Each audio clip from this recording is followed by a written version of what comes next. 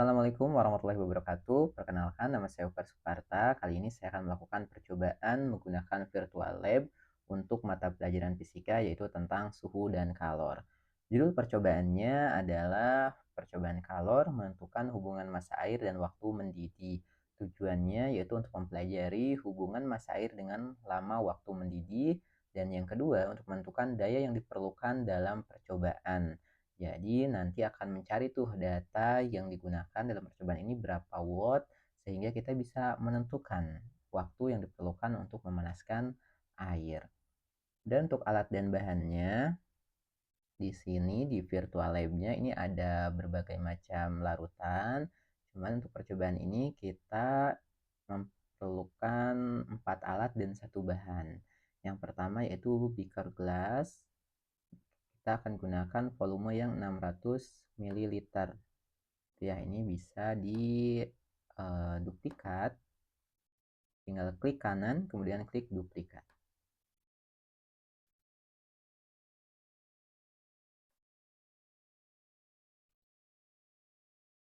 Ini diperlukan 5 gelas. Sorry, 5 beaker gelas ya, dengan volume atau kapasitas 600 ml. Kemudian yang kedua pembakar Bunsen. Ini tinggal diklik di bagian alat. Kemudian kita dapat nih pembakarnya. Yang ketiga stopwatch.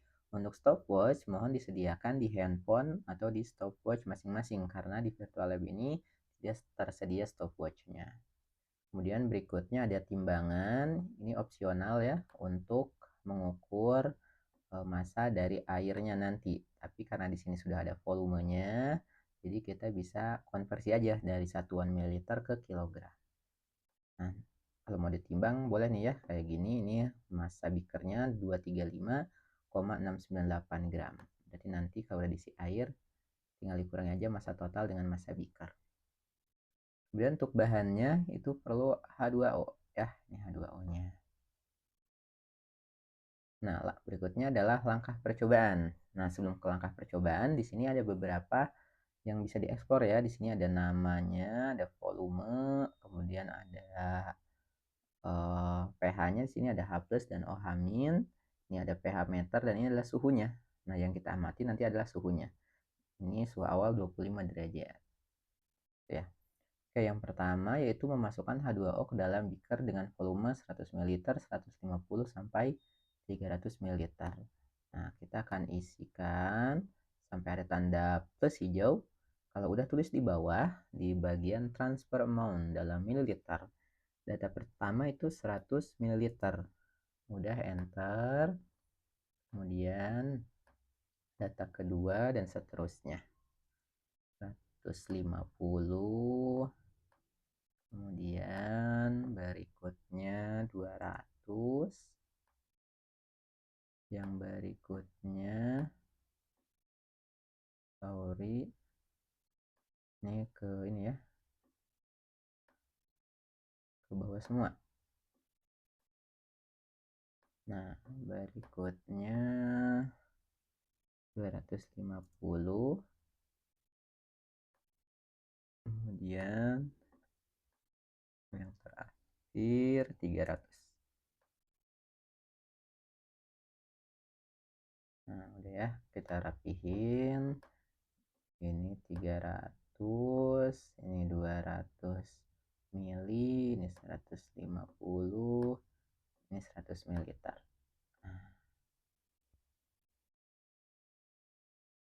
oke, kalau udah simpan, sekarang kita akan mulai memanaskan. Ini beaker gelasnya. Sorry, ini adalah bunsennya ya. Udah menyala. Kalau udah, kita akan panaskan airnya. Kemudian siapkan stopwatch untuk menghitung waktunya. Nah, ketika ininya dalam keadaan plus hijau, ketika dilepas stopwatchnya harus langsung dinyalakan ya. Siapkan di handphone atau kalau punya stopwatch bisa langsung di stopwatch. Nah, ketika dilepas langsung klik stopwatchnya. 1, 2, 3. Nah, kemudian amati nih suhu yang sebelah sini ya, sebelah kanan. Oke, ketika 100 suhunya, kita stopwatchnya. Oke, 83, 85, 87, 89. Oke, sebentar lagi. Kita klik. Nah, dapat waktunya 21,82 detik. Jadi waktu untuk memanaskan volume ini adalah 21 detik ya.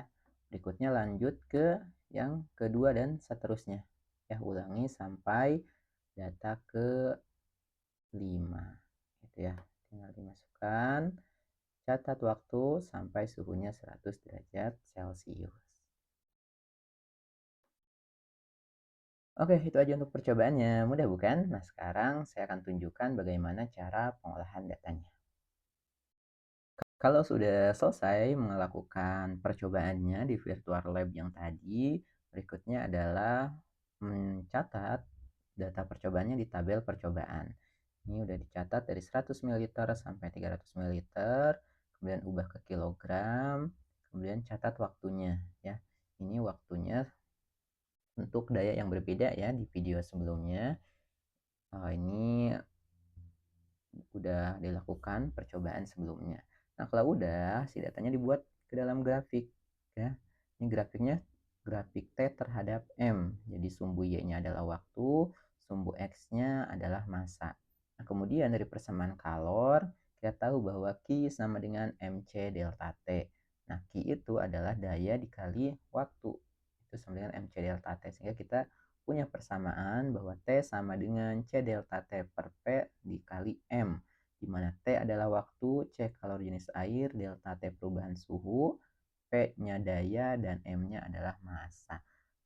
Nah, kalau kita samakan dengan persamaan garis Y sama dengan Bx plus C, maka nilai dari gradien ini nih, kemiringan grafik ini, itu sama aja dengan nilai C dikali delta T dibagi P. Nah, sehingga kalau kita punya nilai gradiennya, kita bisa mencari P-nya. Ya, jadi tujuan dari percobaan ini adalah mencari dayanya berapa. Dayanya nanti berapa watt kayak gitu. Nah, ini di sini udah dapet nih untuk data yang diambil, yaitu B-nya 126,14. Berarti nanti tinggal itu saja di sini. 126,14 itu sama dengan C dikali T dibagi dengan P. Maka P-nya sama dengan 126 kali 14 dibagi C dikali T. Gitu. Nanti ketemu daya yang digunakan untuk memanaskan air berapa. Seperti itu. Oke, itu dia videonya. Semoga bisa dipahami dengan baik. Sampai jumpa di pertemuan selanjutnya. Terima kasih banyak. Assalamualaikum warahmatullahi wabarakatuh.